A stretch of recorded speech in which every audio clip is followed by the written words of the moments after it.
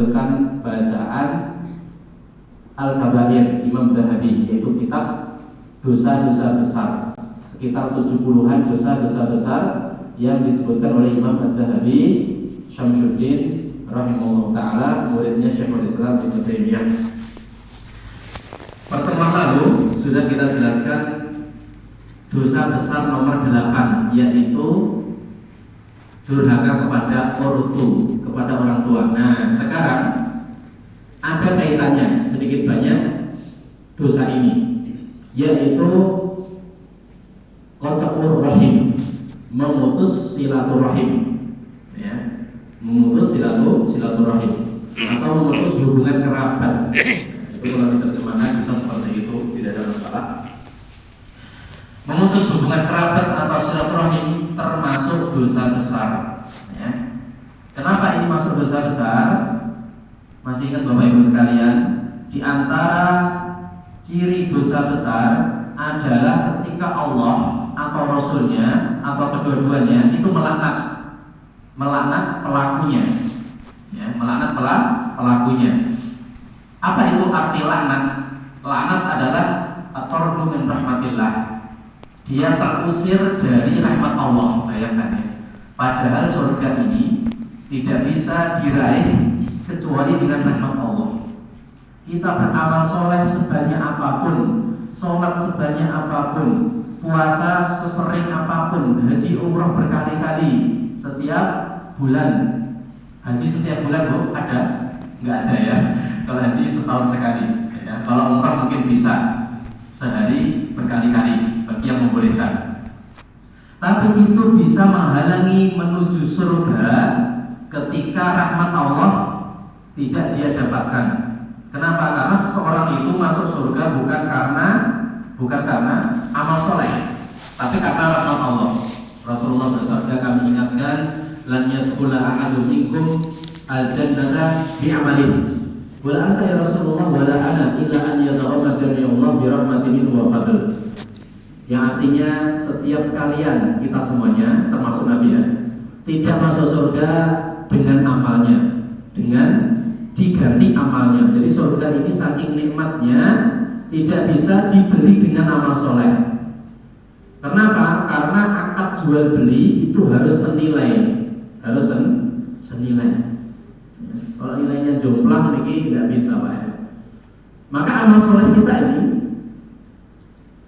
saking kecilnya di mata Allah dan saking besarnya kenikmatan surga, tidak bisa amal soleh mulai dari lahir balik sampai meninggal itu untuk menebus surga, ya, tidak bisa. Bahkan sahabat menanyakan kepada Nabi, wala anta ya Rasulullah, bahkan engkau juga tidak bisa, ya, kecuali karena Nabi sudah mendapatkan rahmat Allah dan juga keutamaan Allah. Artinya yang bisa memasukkan kita ke surga adalah rahmat Allah. Maksudnya apa? Surga ini yang kenikmatannya luar biasa, yang pernah kami sebutkan ya Pak ya, Bapak Ibu sekalian, tahun lalu kita sebutkan keindahan kenikmatan surga yang sampai kita terngiang-ngiang mungkin sampai sekarang. Kenikmatan yang sangat besar itu hanya bisa ditukar, dijual beli dengan rahmat Allah, yang sebanding hanya rahmat Allah. Tapi rahmat Allah tidak bisa diraih kecuali dengan amal soleh. Seperti itu urutannya ya. Jadi amal soleh ini sebagai sebab, ya, udkhulul jannata bima kuntum ta'malun, masuklah surga dengan sebab apa yang kalian kerjakan. Jadi amal soleh itu sebagai sebab, bukan sebagai ganti senilai dengan surga, tidak. Kenapa? Karena saking besarnya nilai surga ini. Bahkan Rasulullah sendiri seorang nabi yang amal solehnya pasti luar biasa, itu tidak bisa untuk mengganti surga. Maka apa yang kita harapkan adalah setelah kita beramal soleh adalah rahmat Allah SWT. Nah, rahmat Allah ini bisa hilang karena memutus silaturahim, ya, silaturahim atau silaturahmi, sami mawon gitu ya, silaturahim, ya, itu kalau bahasa Arab. Kalau terjemahannya silaturahmi, monggo tidak ada masalah. Tapi maksudnya adalah rahim di sini nanti kita jelaskan adalah rahim yang rahim. Nah, Allah Subhanahu wa taala berfirman, kenapa memutus silaturahim ini dosa besar? Karena terlaknat, terusir dari rahmat Allah Subhanahu wa taala. Allah berfirman di surat Muhammad sallallahu alaihi wasallam, ya. Allah Subhanahu wa taala berfirman, "Fa hal asaitum in tawallaitum an tufsidu fil ardi wa tuqatti'u arhamakum ulaika la'anahumullahu fa asammahum wa a'ma absarahum." Ya, tegese apa? Apakah kalian mengharapkan untuk mengerjakan kembali ketika kalian itu berpaling dari Allah Subhanahu wa taala kepada manusia, kemudian kalian membuat kerusakan, di antaranya kalian memutus silaturahim, kalian memutus rahim, hubungan kerabat. Apa akibatnya? Allah berfirman, ulaika alladziina la'anahumullah, mereka itu akan dilaknat oleh Allah. Fa asammahum, bahkan mereka akan ditulikan telinga mereka di akhirat. Wa a'ma absarahum, bahkan akan dibutakan. Ya, jadi nanti di akhirat, di padang mahsyar atau di neraka, hukumannya apa? Tidak bisa mendengar dan tidak bisa melihat. Itu di antara azab. Di samping mereka mendapatkan api neraka, panasnya api neraka. Di sini poinnya Allah berfirman, mereka mendapatkan laknat Allah. Apa itu laknat? Diusir dari rahmat Allah, gak jadi masuk surga Bapak Ibu sekalian. Sampai Nabi juga bersabda, la yadkhulul jannata qati'ur rahim. Ya. Hadis sahih riwayat Bukhari dan Muslim, riwayat Bukhari dan Muslim dan yang lainnya. Saya ulangi lagi, Nabi bersabda la yadkhulul jannata qati'ur rahim, yang artinya tidak akan masuk surga orang yang memutus silaturahim. Berarti kafir dong? Enggak. Di sini maksudnya tidak masuk surga bersama orang-orang yang pertama kali masuk surga. Maksudnya mereka dimasukkan ke neraka dulu karena dosanya ini besar dan dia belum bertobat dan Allah tidak mengampuni. Maksudnya Allah berkehendak untuk tidak mengampuni, maka dia dibakar dulu di api neraka. Masih ingat Bapak Ibu ya, terutama mas-mas yang kemarin nyate itu, panasnya panggangan gitu ya, wowo itu atau jamrah itu atau arang yang terbakar itu sangat panas sekali. Bahkan kita tidak berani memindahkan itu dengan tangan kosong, harus menggunakan alat, sangat panas sekali. Ya. Maka jangan sampai kita bermudah-mudahan dalam urusan ini. Kenapa?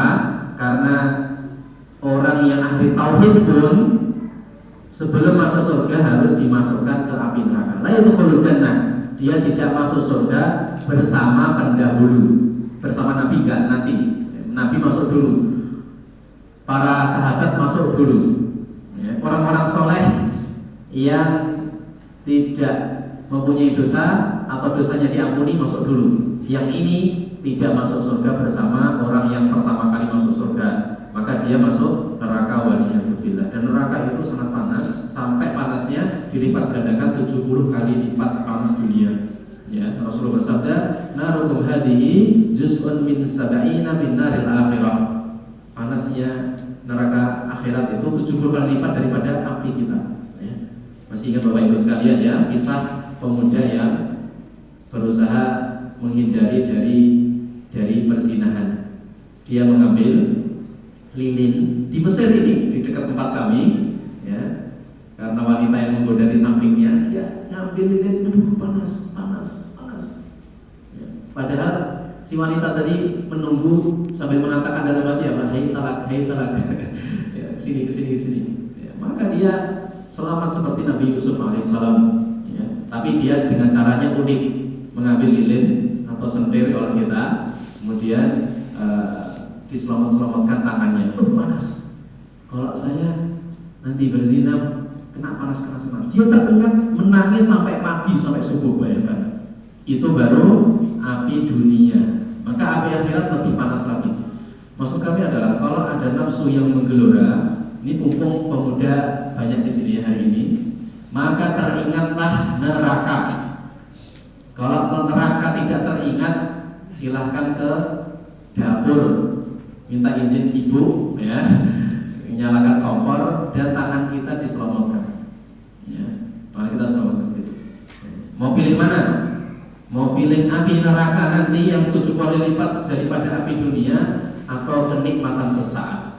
Kenikmatan sesaat, kenikmatan melihat yang haram sesaat, kenikmatan pacaran sesaat, ya, kenikmatan berzina sesaat, tapi kehinaan yang Allah letakkan pada muka kita bisa selamanya sampai akhirat, kecuali kalau kita bertobat kemudian beramal soleh. Mudah-mudahan Allah ampuni dosa-dosa kita, amin ya rabbal alamin. Ma'asyiral muslimin, azakumullah, silaturahim ancamannya sangat dan efeknya sangat besar sekali. Silaturahim itu apa? Silaturahim adalah menyambung rahim, ya. Maksudnya adalah kerabat yang serahim, saudara yang serahim. Maksudnya apa? Maksudnya adalah ketika saudara tersebut atau saudari tersebut atau orang tersebut, kalau seandainya itu wanita, maka itu mahram kita. Seandainya itu wanita, maka itu mahram kita, itu disebut rahim, ya. Contohnya, bapak kita punya saudari perempuan, maka itu siapa? Bibi kita. Itu kerabat kita, itu yang wajib kita silaturahimi. Artinya saudara bapak kita sama hukumnya, ya, itu kaidahnya seperti itu, ya. Kaidahnya adalah siapapun yang dia haram, kalau itu wanita, haram kita nikahi kerabat tersebut, ya, maka itu merupakan rahim kita yang serahim dengan kita, yang wajib disambung. Dia sebagai perempuan atau kalau laki-laki sama. Contohnya, ya, ibunya ibu atau ibunya bapak, siapa itu? Nenek. Nenek itu adalah kita tidak boleh menikahi, maka itu rahim kita, maka itu yang wajib kita sambung silaturahim, ya. Artinya kalau seandainya nenek ini laki-laki, maksudnya kakek, maka hukumnya sama. Paham di sini, ya? Itu kaidahnya seperti itu. Contoh lain, kita punya saudara atau saudari. Kemudian saudara atau saudari kita punya anak perempuan. Anak perempuan ini boleh kita nikahi atau tidak? Tidak boleh, karena apa? Ponakan. Maka ponakan hukumnya silaturahim wajib disambung, baik laki-laki atau perempuan. Seperti itu kaidahnya. Jadi ke atas, ya, kakek nenek terus ke atas, 7 keturunan ke atas, tidak terbatas gitu, ya. Kalau masih hidup. Kemudian ke atas ke samping, ya, saudara saudarinya bapak ibu, ya, bibi atau paman, ya, bibi atau paman dari jarak bapak atau ibu, ya. Kemudian saudara saudarinya mbah, ya, mbah kita dari, ya, bapak atau ibu, saudara saudarinya buyut misalnya, sama, semuanya adalah rahim kita yang harus kita jalin hubungannya. Kemudian termasuk ke samping, kalau ini mudah, adik kita, mas kita yang sekandung atau sebapak atau seibu sama saja, ya. Sekandung, bapak seibu atau sebapak saja atau seibu saja sama saja, itu serahim kita yang harus disambung. Kemudian ke bawah, anak-anak kita, ya, atau cucu kita, atau cicit kita, atau sendang kencur kita, atau apa, saya nggak paham mananya itu. Pokoknya ke bawah terus, atau ke bawah ke samping, ya. Maksudnya apa? Saudara dari anak kita, atau anak dari saudara kita, ke bawah, ya, ke bawah dan ke samping, itu termasuk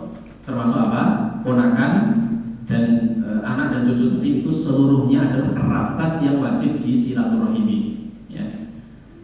Artinya sepupu itu bukan rahim kita. Boleh tidak kita menikahi sepupu?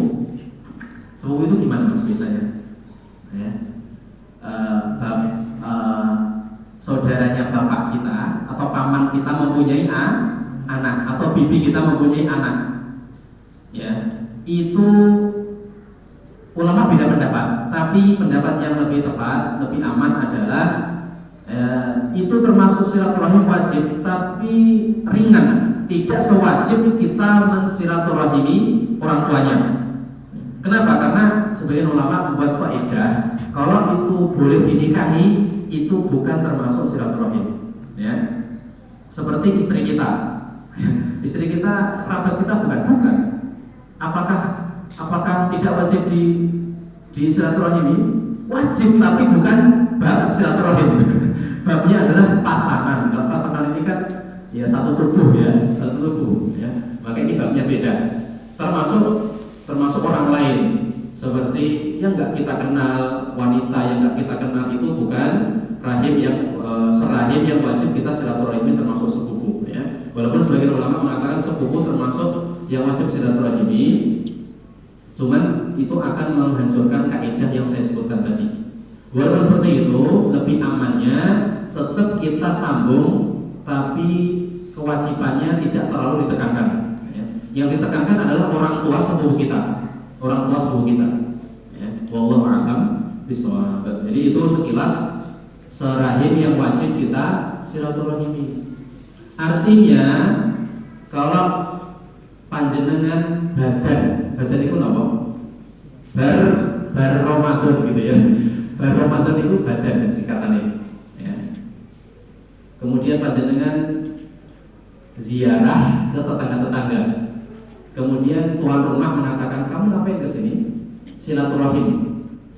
Dari sisi syariat kurang tepat. Masih ingat ya pelajaran ini? Dari sisi syariat fikih kurang tepat. Karena silaturahim adalah yang serahim, yang satu kerabat. Tapi kalau orang lain itu di Islam namanya bukan silaturahim, tapi silatul-ukhuwah Islamiyah gitu ya.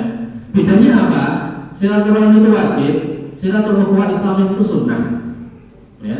Silaturahim Islamiyah yang bukan sahih seperti kita, ya, itu sunnah. Jangan sampai kita terbalik bola di sini, ya, terbalik bola. Orang lain yang bukan serahim kita kencengkan ikatannya. Sedangkan yang satu rahim, adik kakak kita, orang tua kita jauhi. Kebalik ini, justru yang wajib itu yang serahim tadi. Adapun dengan panjenengan ini sunnah, dan sunnah muakkadah, ya, yang ditekankan sekali. Jadi kadang istilah itu membuat rancu pemahaman. Tapi karena istilah silaturahim ini sudah terlanjur tersebar, wala ba'alikum istilah gitu istilahnya. Jadi sudah terlanjur kita pakai ya sehari-hari, ya, sowan kepada kiai atau habib misalnya gitu ya. Kami di sini ingin silaturahim gitu ya. Kalau maksudnya silaturahim syar'i, istilah syar'i maka tidak tepat. Tapi kalau maksudnya adalah silaturahim, ya, urfi, silaturahim urfi secara uruf atau adat, maka tidak masalah. Tapi kita harus paham itu hukumnya tidak sampai wajib. Ini harus kita jelaskan kenapa. Sebagian orang teman ini, wah kamu kok sudah 5 tahun nggak nyambang ke saya, nggak badani saya gitu ya. Kamu mutus silaturahim ini, dosa ini, masuk neraka ini, dalilnya ini. Kemarin dengar pengajian gitu ya, apalah ini salah paham. Silaturahim adalah yang satu rahim yang kami sebutkan tadi ini, yang mendapatkan ancaman ini. Dia mendapatkan ancaman ini adalah yang memutus kerabat-kerabat yang satu rahim tadi. Tapi kalau yang memutus saudara seiman ini juga dosa, tapi tidak sampai besar, ya, tidak sampai besar, dosa kecil. Bedanya jauh sekali antara dosa besar dan kecil. Dosa kecil bisa terhapus dengan apa namanya? Dengan kita menjauhi dosa besar. Itu bisa terhapus. Dosa kecil bisa terhapus dengan puasa Asyura. Dosa kecil, ya. Tapi kalau dosa besar tidak bisa, harus dengan bertaubat, itu bedanya. Yaitu yang memutus silaturahim. Ini Bapak Ibu sekalian, ini jelas ya atau saya terlalu kecepatan ini? Bismillah. Jadi ketika kita salah paham, maka kita akan salah menempatkan dalil, menempatkan ancaman. Ya, ancaman yang memutus hubungan kerabat adalah neraka langsung, Allah melaknat. Ya, tapi kalau yang memutus saudara yang seiman saja itu dosa tapi tidak sampai besar. Rasulullah bersabda, la yahillu lil muslimin an yahjuru akhahu fawqa thalath. Ya, tidak boleh, tidak halal seorang muslim mukmin menghajar, memboikot, ya, memutus hubungan saudara seimannya melebihi 3 hari. Jadi boleh kita saling cing-cingan tapi 3 hari saja maksimal. Tapi kalau silaturahim tidak, ya tidak boleh. Kalau orang lain ini boleh tapi 3 hari kalau ada sengketa. Kalau ada sengketa itu diberi rukhsah oleh Nabi 3 hari saja ya. Ya mungkin selama 3 hari biar muhasabah dulu, biar merenung dulu 3 hari ini. Nah, sudah masuk hari keempat wajib ketemu temannya tadi, wajib nyambangi, wajib silatul ukhuwah. Nah, itu bedanya dengan silaturahim. Masyaallah muslimin azza-jalla. Jadi silaturahim ini dosanya besar, memutusnya, artinya menyambungnya wajib. Menyambungnya wajib hukumnya. Ya. Nah, silaturahim, Rasulullah SAW bersabda, apa sih silaturahim itu dan bagaimana caranya? Silaturahim yang standar paling tinggi dan pahalanya sangat besar adalah ketika terputus, itu namanya, kemudian kita sambung, itu namanya silaturahim. Tapi kalau sudah nyambung, kemudian kita nyambung, itu silaturahim juga, cuma derajatnya nomor 2. Ya, saya ulangi lagi, nanti dalilnya saya sebutkan. Silaturahim ada 2 derajat. Derajat yang pertama, ya, yang pahalanya sangat besar sekali adalah ketika terputus, sudah lama tidak ketemu, atau saudara kita yang serahim tadi sengaja memutus. Kalau ditelepon tidak mau telepon, gitu ya. Kalau disambangi malah ditutup pintunya, gedor saja itu Pak. Ya. Kalau panjenengan menyambung yang putus, itu derajat yang pertama, pahalanya sangat besar. Tapi yang kedua, ya disebut silaturahim tidak masalah, ya, istilah kita, tapi derajatnya itu kecil.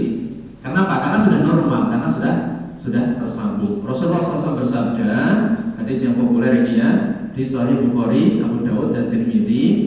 Beliau bersabda, laisal wasilu bil mukafi walakinil wasilul ladzi idza quti'at rahimuhu fasalaha. Yang artinya orang yang menyambung silaturahim itu bukan yang membalas, bukan yang melanjutkan silaturahim. Contohnya gini, hubungan kita, saya dengan panjenengan kerabat saya contohnya ya, sudah lama terputus. Kemudian saya sambung ketika Ramadan atau Lebaran. Kemudian besok panjenengan gantian ke rumah saya menyambung silaturahim gitu ya. Maka kata Nabi di sini, silaturahim yang pahalanya besar yang dimaksud Nabi adalah saya. Ketika terputus saya nyambung. Tapi kalau panjenengan membalas silaturahim tadi, itu namanya bukan silaturahim standar utama Nabi. Saya ulangi lagi ya. Di sini Nabi bersabda, laisal wasilu bil mukafi.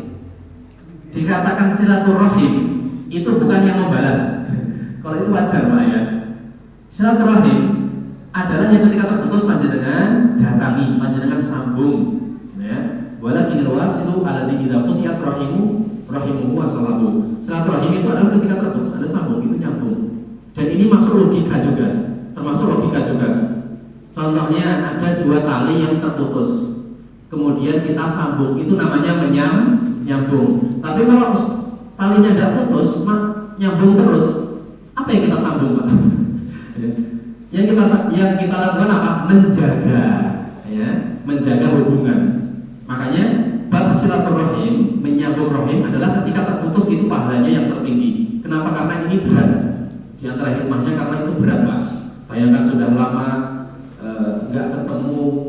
kemudian apalagi ketika saudara kerabat kita itu orang awam misalnya, tidak ngaji, dan dia memang sengaja memutus silaturahim, nggak mau ketemu kita, kan ini berat Pak.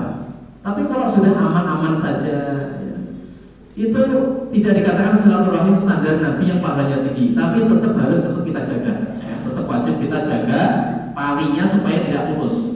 Nah kalau putus, baru silaturahim baru menyambung. Ya, ini jelas ya. Wallahu a'lam. Kemudian silaturahim ini diantara tanda keimanan seseorang. Rasulullah SAW bersabda, hadis Bukhari Muslim, "Man kana yu'minu billahi wal yawmil akhir falyasil rahimahu." Tegasnya apa? Barang siapa yang mengaku beriman kepada Allah dan hari akhir, hari kiamat, maka hendaklah sambung rahimnya, ya, hendaklah disambung kerabatnya. Dan tentunya rahim ini atau kerabat ini bertingkat. Yang paling utama siapa?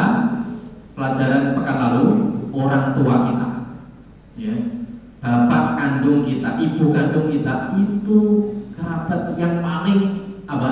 Yang paling berhak untuk disambangi, untuk disilaturahimi, ya.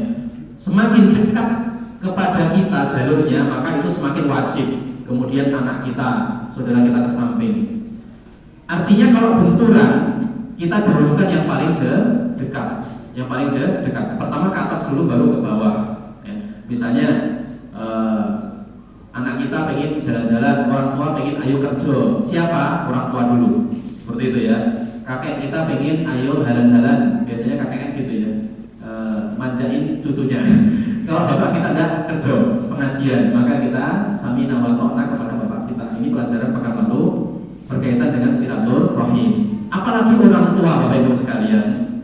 Ketika kita silaturahimi, dalam satu waktu kita birrul walidain, yaitu berbakti kepada orang tua. Jadi pahalanya bisa berlipat. Wallahu a'lam bishawab. Kemudian di antara efek negatif memutus silaturahim, Allah SWT berfirman yang saya sebutkan tadi, antufsidu fil ardi wa tuqati'u arhamakum.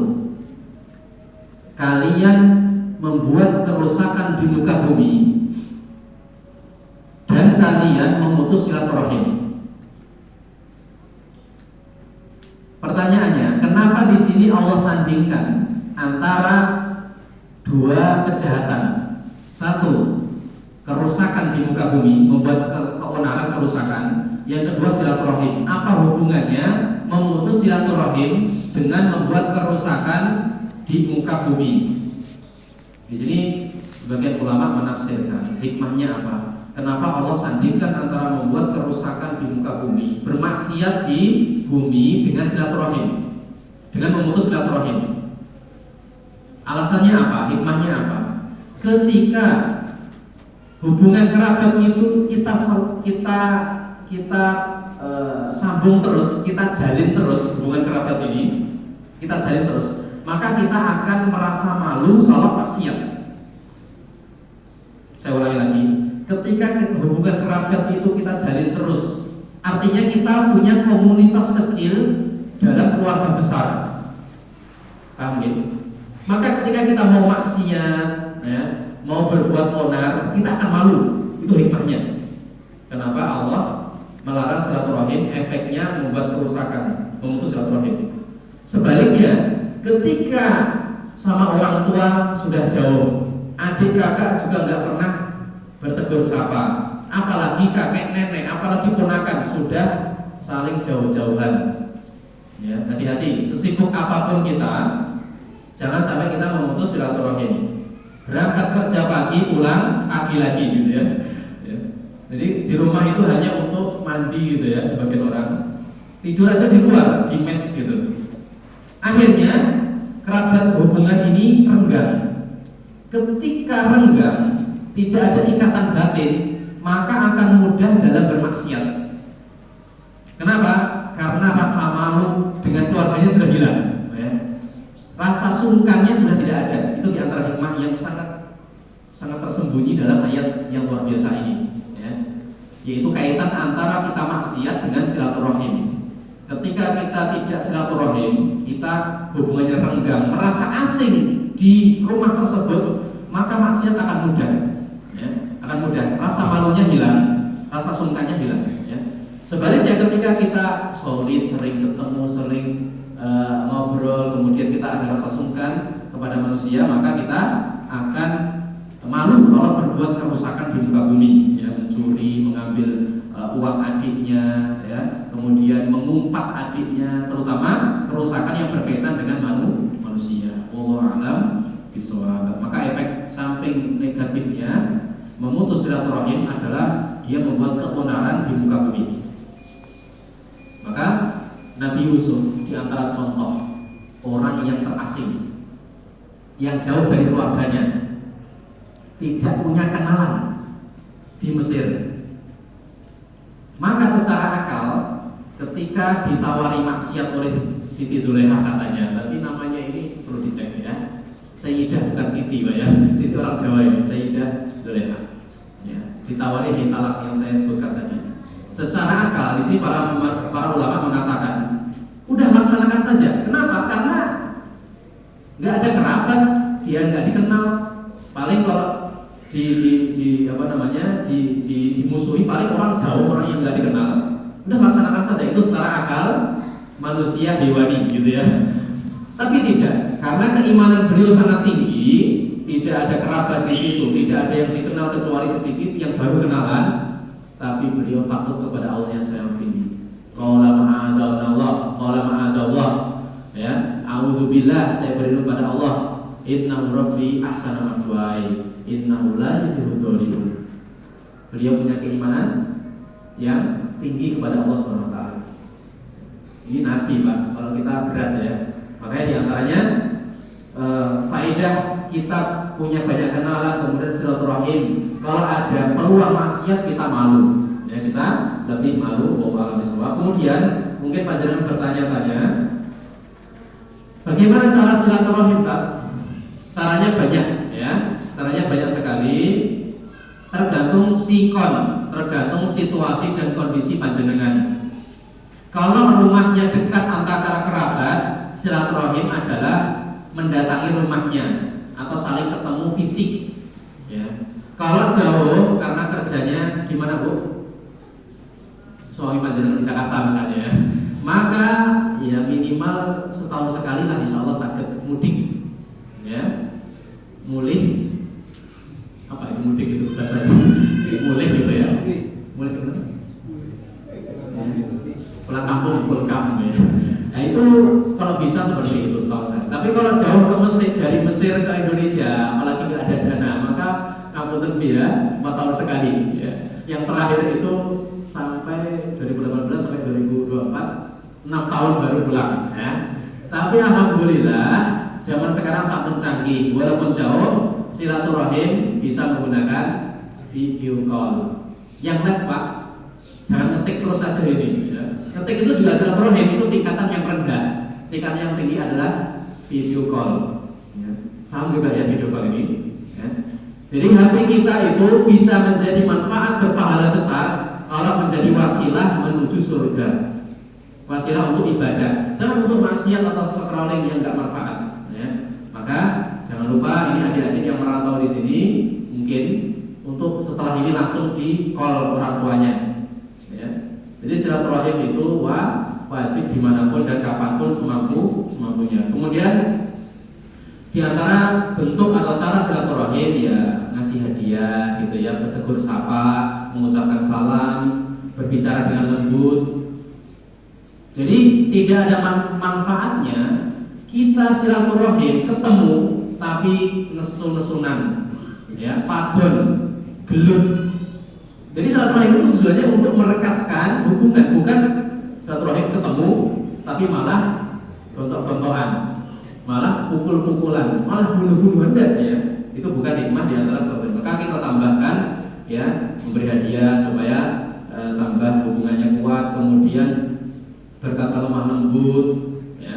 Kemudian kalau itu orang tua tidak mampu dikasih nafkah, anak tidak mampu dibantu nafkahnya gitu ya, diantaranya silaturahim. Dan jangan supaya tidak terputus. Ya. Kita sering ketemu tapi menyakiti hati ini memutus silaturahim hukmi. Kalau saya belum mengatakan secara hukum hukmi batin itu memutus silaturahim walaupun ketemu fisiknya. Jadi ya, standarnya adalah lahir batin harus bersatu atau dihubungkan antara kerabat. Kemudian di sini Imam Zahabi menyebutkan hikayat yang aneh gitu ya. Sumbernya juga tidak jelas, tidak perlu kami sebutkan ini. Jadi berkaitan dengan Yaman ya, Ustaz Fikri ya, ini berkaitan dengan Bi'r Barhud ya. Sumur Barhud itu benar nggak itu? Ada ya, pernah kesana belum ya? Itu katanya gerbang pintu atau ujungnya neraka jahanam. Ya, dalam suatu riwayat tapi dicek lagi ini diriwayatkan agak jelas ini.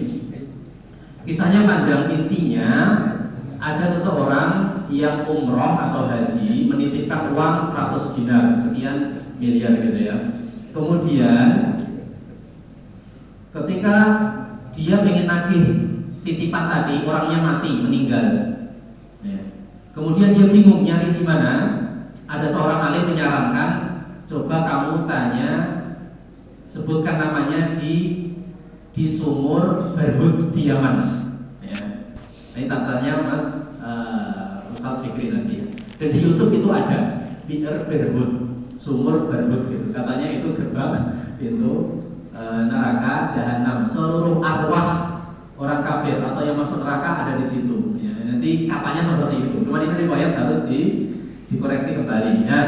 Orang tadi ingin menagih titipannya, disuruh ke Yaman, nyebut namanya, woi fulan, mana dirham saya, dinar saya yang saya titipkan. Nanti kalau dia jawab berarti dia di neraka, gitu ya. Benar ketika dia teriakkan, mana titipan saya 100 dinar, ya. Dia menjawab, iya, ya. Saya taruh di rumah, saya tendang, itu emasnya. Kemudian dia tanya kepada kerabatnya, kenapa dia masuk neraka jahanam? Ya, buktinya saya tengok di sumur Barhud di Yaman, dia menjawab gitu ya. Kemudian jawabannya apa? Karena di dunia dia dulu memutus kerabat, memutus rahim, tidak silaturahim, terutama adiknya atau bibinya yang sedang sakit fakir.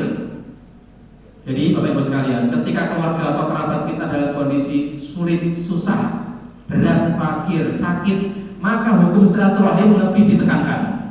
Ya. Ketika mereka sehat saja kita wajib silaturahim, apalagi ketika sakit. Nah efeknya ini, ketika keluarganya dia itu fakir miskin, malah dia jauhi, nggak mau berbagi harta, nggak mau menyambangi, minimal tanya kabar, akhirnya dia dimasukkan ke neraka. Buktinya rohnya di Yaman. Ya wallahu bisawab, ini memang rancu disebutkan Imam Zahabi dan ini versi yang belum ditahqiq beliau. Ya, Imam Zahabi itu mentahqiq versi yang kedua yang 76 dosa. Kalau yang 70 dosa ini belum ditahqiq beliau, mana yang sahih, mana yang dhaif. Terlepas dari benar salah cerita ini, ya, kita ambil pelajaran ya, bahwasanya kadang Allah tampakkan dosa itu di dunia dan efeknya sangat menjerakan dan mengerikan, yaitu memasuki neraka jahanam. Seakan-akan umroh kita, haji kita atau amal soleh kita tidak langsung memasukkan surga, tapi harus mampir dulu ke neraka. Dan neraka itu sangat panas sekali. Sehari di sana 1000 tahun di dunia. Ada yang kuat Bapak sekalian? Ya. Kalau kita di penjara dunia, disiksa bagaimanapun al-ghujur di dunia, insya Allah kita tahan sehari 2 hari. Tapi sehari di akhirat berapa? 1000 tahun di dunia. Gak tahan, karena panasnya berlipat ganda 70 kali lipat dari api dunia. Maka oleh karena itu jangan sampai kita memutus silaturahim. Setelah ini harapannya panjenengan pulang langsung silaturahim. Ya, kalau orang tua di tengah jalan, di pinggir jalan rumahnya, maka mampirlah ya. Kemudian kalau jauh bisa menggunakan WA atau menggunakan Messenger atau video call. Ya, sekedar tanya kabar. Syukur-syukur kalau panjenengan punya rezeki lebih, dikasih hadiah, dikasih nafkah, ya, supaya semakin erat hubungan silaturahim tersebut. Mudah-mudahan kita dimudahkan hubungan silaturahim ini dan kita dijauhkan dari memutus silaturahim karena efek negatifnya sangat besar sekali. Wallahu a'lam bishawab. Wallahu a'lam bishawab. Demikian sesi yang pertama, kemudian kita lanjutkan sesi yang kedua, yaitu sesi tanya jawab setelah salat berjamaah insyaallah taala. Barakallahu fikum. Wa nafsi kita